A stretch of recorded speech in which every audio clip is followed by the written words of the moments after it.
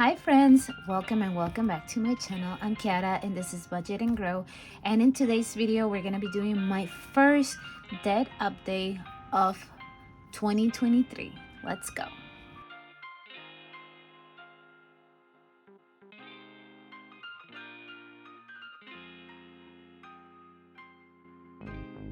Welcome back to my channel, everybody. Happy Monday to everyone. I hope that you have an amazing start of your week. Today I'm going to be doing my debt check-in, my first debt middle of the month check-in of 2023. I am recording this, however, on Sunday the 15th because I want to give you the accurate number for the middle of the month. All right, so if you're new to my channel, you should know that I am on a debt-free journey. I started to go really intense on my debt-free journey last year with really amazing results for, I will say, the half a year, the 6 months that I was really intense on it. So I'm very focused and determined on becoming debt-free in 2023, and this is my journey. I do checkups twice a month, so I do one on the 1st of every month, and then I do a middle of the month checkup on the 15th or around that time of the month. However, on the 15th is usually not my real debt number because I do use a hybrid budgeting system in which I use my credit cards for all of my expenses and bills, and then I pay myself back at the end of the month. So usually the number on the middle of the month is a little bit inflated because of my credit card usage, so just keep that in mind as we move along. I'm gonna grab my computer so I can pull out my data and let's get started. Okay, so this month I'm gonna start backwards. I'm gonna start at the bottom. I'm probably gonna use the system moving forward for the middle of the month updates, just so you can see how much my actual debt is before we add the usage of the credit card. Hopefully it makes sense. Let's give it a go. All right, so the first credit card is my credit card, Bank of America. I have two balance transfers credit cards which I use. I have actually 4 balance transfers credit cards, so this bottom 4 are all credit cards that I don't use on the daily basis. I just transfer balance from my high interest credit cards in order to reduce the impact of interest charges. So I am now paying them off, and I have them listed in the order of when the 0 APR promotional rate ends. So this one is the one that is not changing until 2024, so I have the most time to pay it off. And I did make a payment this month, and it's currently sitting at $3,499. Yay! So I'm officially under the $3,500 mark with my credit card, Bank of America. The next one is my first credit card, Bank of America, which started on January 1st at $2,317. It is currently at $3,282. Yay! So it's also under the 3,300. The deadline for the 0 APR on this one is November of this year, so I have 10 months to pay this off before the interests are charged. All right, next up we have my Wells Fargo credit card, which is at $3,330. Yay, there you go. Not much of a difference here, but I am doing the minimum payments on this credit card. The deadline for the Wells Fargo card is in August of this year, so it is kind of pressing. I'm not sure if I'm gonna be able to pay it off before that time, but I would really like to reduce it by 50%. That way when the interest hit, it's not like a crazy amount of interest. Next up we have my credit card, Citibank, which started at $1,366, and now this credit card is my focus to pay it off as soon as possible because the interest rates are starting to hit on April of this year. So I have only 4 months, if we count January, to pay it off. I think I will be able to pay it off, but if I can't, I would like it to be at like only 300 maybe by the time the interest hit.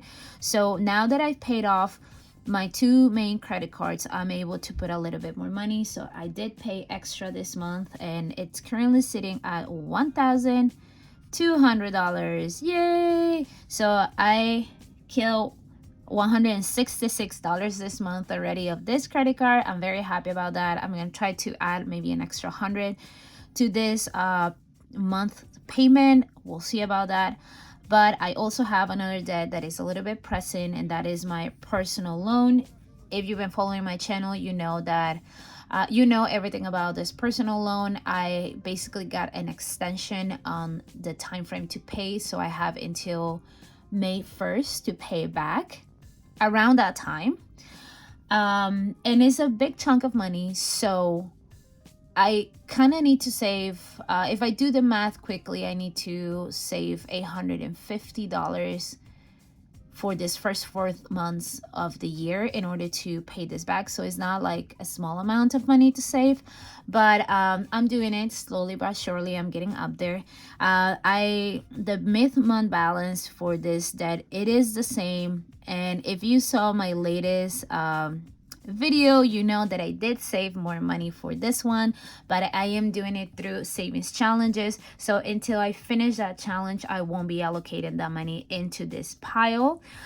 So yeah, so don't be scared. I am saving. It is moving along. So if I were to count that money, I should be down by like $500 here, but I don't want to do it. I want to finish up my challenge, and then I can allocate that money into here, and then it's going to be even better because it's going to be a big chunk of money. All right, so this is the actual debt that I have. And I will add this to however much I spend for the month so far. But first, I want to know what this number is. Okay, sorry guys, I just noticed a little mistake, and this is going to drive me nuts because I don't have a whiteout, but this is 2,282, not 3,000. I was like, why do I have this super huge debt? Yeah, it's 2,282. Okay, good. Now I can do my math.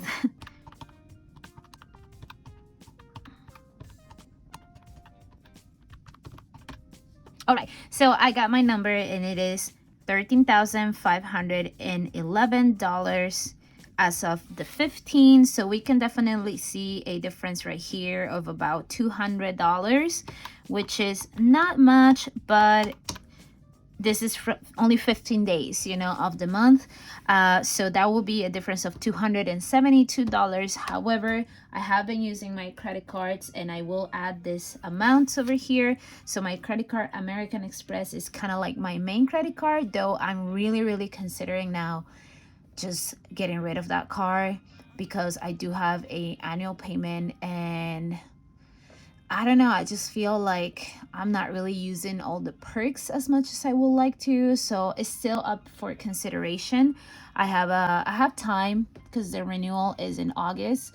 The thing that's deterring me from it is the fact credit card with the biggest credit line, so I don't really want to mess up my credit score, but I could just, I don't know, stop using it, I guess. I don't know. I'll let you know when I decide, but it is currently my main credit card, and it is at $368 with 24 cents. And then we have my credit card Chase, which is my Amazon credit card, and it is at $279 with 95 cents. And I'm leaning more towards using more this credit card because now that it is fully paid off and I don't carry any balances, I am really ripping the benefits of my car. Like here, I can really see the benefits. This month I had like 50 points in Amazon, which it translates into $50. So that's actual money because I buy stuff on Amazon all the time. So I can like buy my cleaning supplies there, or vitamins or things for work, and I can just use that money back on those purchases, so I will spend less on my actual budget. So yeah, so I'm considering into switching here the usage and use more my credit card. Here you can tell that I'm like kind of navigating that because it's about the same. And yeah, so with this number, my debt will be,